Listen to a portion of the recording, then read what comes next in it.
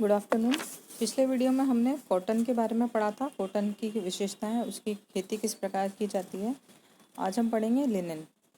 Linen भी वनस्पति जगत से प्राप्त दूसरा प्रमुख रेशा है, जो कि बहुत ही सुंदर, आकर्षक, टिकाऊ, मजबूत एवं इससे कोमल वस्त्र बनाया जाता है।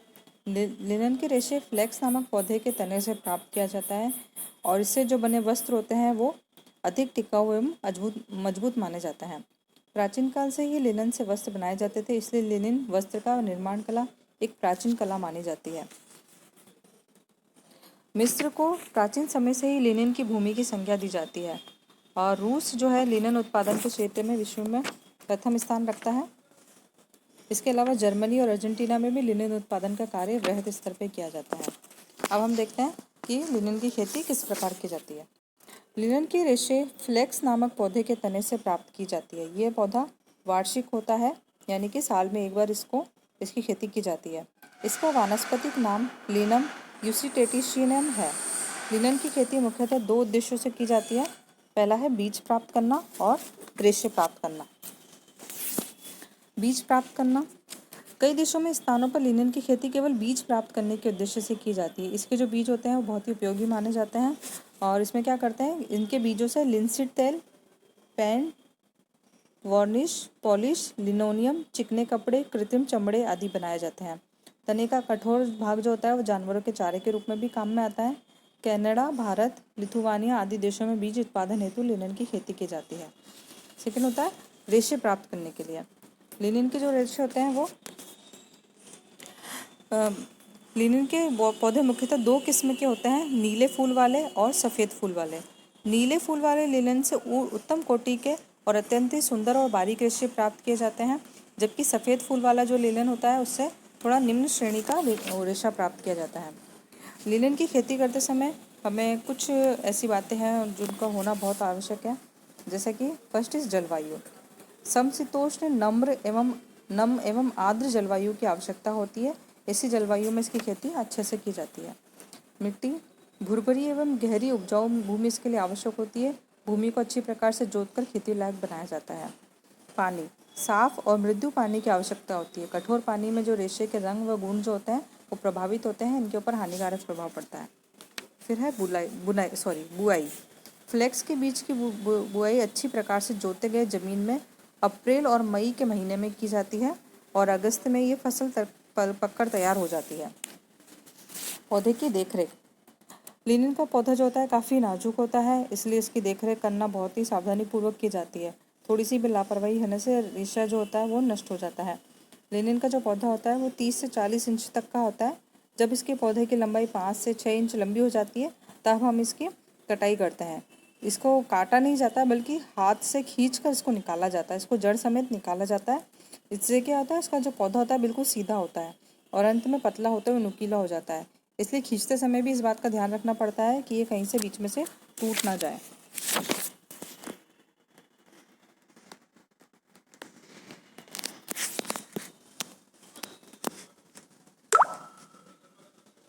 लिनन वस्त्र का उत्पादन, इसका उत्पादन निम्न चरणों में पूर्ण किया जाता है। फर्स्ट इज फसल को उखाड़ना।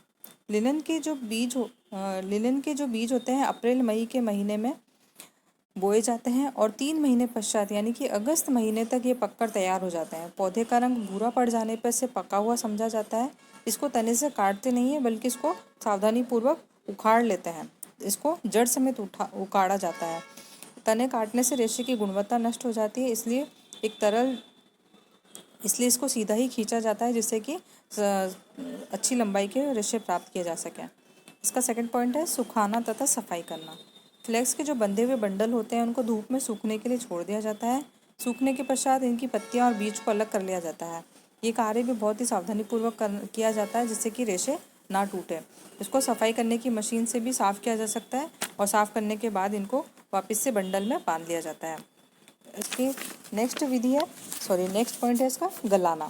स्वच्छ किए गए फ्लेक्स के बंडलों को गलने हेतु छोड़ दिया जाता है ताकि इसके ऊपर की जो छाल होती है वो मुलायम होकर निकल जाए। साथ ही जो रेशे आपस में सटे होते हैं वो भी अलग अलग हो जाते हैं। इस पौधे को गलाने के लिए कुछ विधियाँ काम में ली जाती है, जैसे कि पानी के द्वारा गलाना। इस विधि को गलाने के लिए पौधे को बंडल में बांधकर 2 सप्ताह तक पानी में डुबोकर रखा जाता है। पौधे पानी में पूरी तरह से डूबे रहते हैं, जिससे कि बंडल के ऊपर पत्थर या भारी वजन रख दिया जाता है। पानी की गति रोकने के लिए इसमें मेड़ बना दी जाती है, और पानी में डूबे रहने से क्या होता है कि इसमें खमीरीकरण की प्रक्रिया होती है, जिससे बंडलों को धीरे धीरे बहता हुआ रुके हुए पानी में डालते हैं। तो क्या होता है कि ये उत्तम श्रेणी के रेशे इससे प्राप्त किए जाते हैं। आवश्यकता से अधिक गल जाने पर रेशे कमज़ोर हो जाते हैं। फिर है ओस द्वारा गलाना।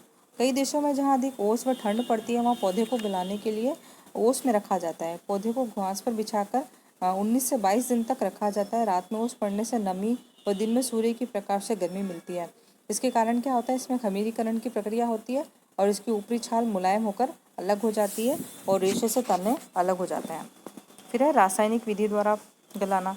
लिनिन को रासायनिक विधि से भी गलाने की क्रिया की जाती है। इस प्रक्रिया को कम समय में ही तने से छाल व पदार्थों को जोड़ने वाले तत्व विघटित होकर गल जाते हैं। इसके लिए क्या किया जाता है कि सोडा ऐश, ऑक्जेलिक अम्ल व कास्टिक सोडे को गर्म पानी में डाला जाता है और फिर इस गर्म पानी में पौधे को डुबो के रख दिया जाता है। इससे भी उसमें खमीरीकरण की क्रिया होती है और ऊपर की जो छाल होती है वो गलकर हट जाती है और तने से रेशे अलग कर लिए जाते हैं। फोर्थ विधि है इसकी यांत्रिक विधि द्वारा गलाना। यांत्रिक विधि से भी लिनिन के तने को गलाया जाता है। इसके लिए क्या करते हैं, लकड़ी के बने पात्र का प्रयोग किया जाता है, जिसमें 75 से 90 डिग्री सेंटीग्रेड तक गर्म करके लकड़ी के पात्र में डाला जाता है। इसी पात्र में पौधे को गलने के लिए छोड़ दिया जाता है। अत्यधिक ताप के कारण पौधे की जो छाल होती है वो शीघ्रता से निकलने लगती है। फिर इसको लकड़ी की जो बेलन होते हैं उसके बीच में से निकाला जाता है, जिससे इनका तना टूट कर अलग हो जाता है और रेशे निकाल लिए जाते हैं। अब इसकी उत्पादन की प्रक्रिया में नेक्स्ट पॉइंट है तोड़कर रेशे अलग करना। गलाने की क्रिया के पूरी होने के बाद में इनको तनों को सुखाया जाता है। इसके पश्चात इन्हें लोहे के बेलन होते हैं उनके बीच से गुजारा जाता है और उनको मूठ से दबाया जाता है, जिससे तने के कठोर भाग जो होते हैं टूट के अलग हो जाते हैं और रेशे अलग निकाल लिए जाते हैं। इस क्रिया को तोड़ना भी कहते हैं। ये मशीन की सहायता से भी किया जाता है। फिर है नेक्स्ट पॉइंट है इसका कंघी करना एवं सफाई करना। इस प्रक्रिया में जो लंबे रेशे होते हैं और छोटे रेशे को अलग किया जाता है। इसके लिए लोहे की बनी एक कंघी आकार का एक उपकरण होता है, जिसके अंदर दूर दूर दांते लगे हुए होते हैं। फिर इसमें जैसे कंघी करते हैं उसी तरह से रेशों को कंघी की जाती है, जिससे रेशे सुलझ कर सीधे और समानांतर हो जाते हैं और लंबे रेशे और छोटे रेशे अलग अलग हो जाता है। नेक्स्ट है कताई। सीधे लंबे रेशों से कताई करना सरल होता है। लिनन का रेशा मजबूत होता है, इसलिए सीधे सुलझे स्वच्छ एवं व्यवस्थित रेशों को स्प्रेडर नामक मशीन के द्वारा कताई की जाती है। इसके लिए रेशे के छोरों को एक दूसरे के थोड़ा ऊपर चढ़ाकर सहज किया जाता है। रोलर द्वारा इन्हें हल्का से घुमाया जाता है, जिससे क्या होता है लिनन जो होता है, लिनन के जो रेशे होते हैं वो घूमते घूमते इनकी एक बंडल बना लिए जाते हैं। इसके पश्चात इन पूनियों से कताई की जाती है। कताई के लिए नम वातावरण का होना आवश्यक होता है। लिनन की कताई करते समय थोड़ा नम बनाया जाता है ताकि गोंद अलग हो जाए, सूखे रेशे काटते समय चटक कर टूटे ना। धागे बनाने के लिए 120 डिग्री फ़ारेनहाइट तापक्रम पर इसको रखा जाता है। फिर है बुनाई। इसकी बुनाई किस प्रकार की जाती है।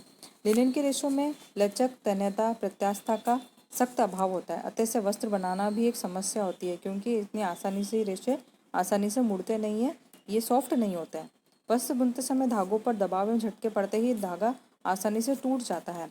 इसलिए लिनन से जो वस्त्र बुनने से पूर्व उसके धागे पर एक लेप लगाया जाता है, जिससे क्या होता है ये कोमल हो जाते हैं। इनको आर्टिफिशियल तरीके से इनको थोड़ा सा सॉफ्ट बनाया जाता है ताकि इनकी कताई आसानी से की जा सके।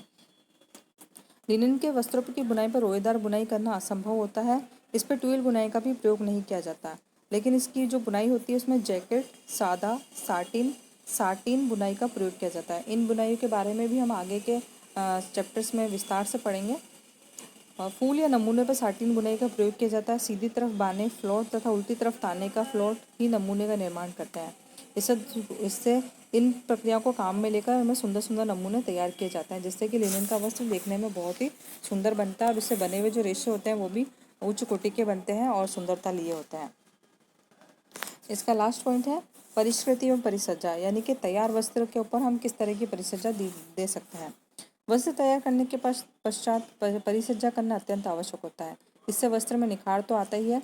लिनन का जो रेशा होता है वो प्राकृतिक रूप से पीलापन लिए होता है। ये बिल्कुल वाइट नहीं होता है, लेकिन इसमें थोड़ा बहुत पीलापन होता है, इसलिए इसमें विरंजन यानी कि इसको ब्लीचिंग किया जाता है। प्राकृतिक रूप से घास पर फैलाकर ग्रास ब्लीचिंग की जाती है। रासायनिक विधि से भी ब्लीचिंग करने से इसके वस्त्र में एक चमक आ जाती है। लिनन के सत्ते पर रोए नहीं होते हैं, इनको रोए उठाने की प्रक्रिया भी कर सकते हैं। लिनन के रेशों पे रंग कपास के रेशों से भी अधिक कठिनाई से चढ़ता है, क्योंकि इनका जो रेशा होता है वो हमने पहले भी पढ़ा था कि थोड़ा सा कड़ा होता है, कड़कीला होता है, इसलिए इसके ऊपर आसानी से रंग नहीं चढ़ पाते हैं। इसलिए धागे को रंगने से पूर्व पहले उनको ब्लीच किया जाता है और उसके पश्चात इनके ऊपर रंग चढ़ाने का काम किया जाता है। लिनन का वस्त्र प्राकृतिक रूप से चमकदार एवं कोमल होता है, ये सौंदर्य में परिपूर्ण एवं मजबूत होता है। प्राकृतिक रंगों से निर्मित वस्त्र जो होते हैं ज़्यादा सुंदर दिखाई पड़ते हैं। लिनन को शिकन प्रतिरोधी बनाने हेतु शिकन प्रतिरोधकता डाला जाता है, जिससे वस्त्रों में प्रतिस्पंदन का गुण भी आ जाता है। तो यह है लिनन की बुनाई किस प्रकार की जाती है। आगे की वीडियो में हम देखेंगे कि इसकी क्या क्या विशेषताएं हैं। Thank you.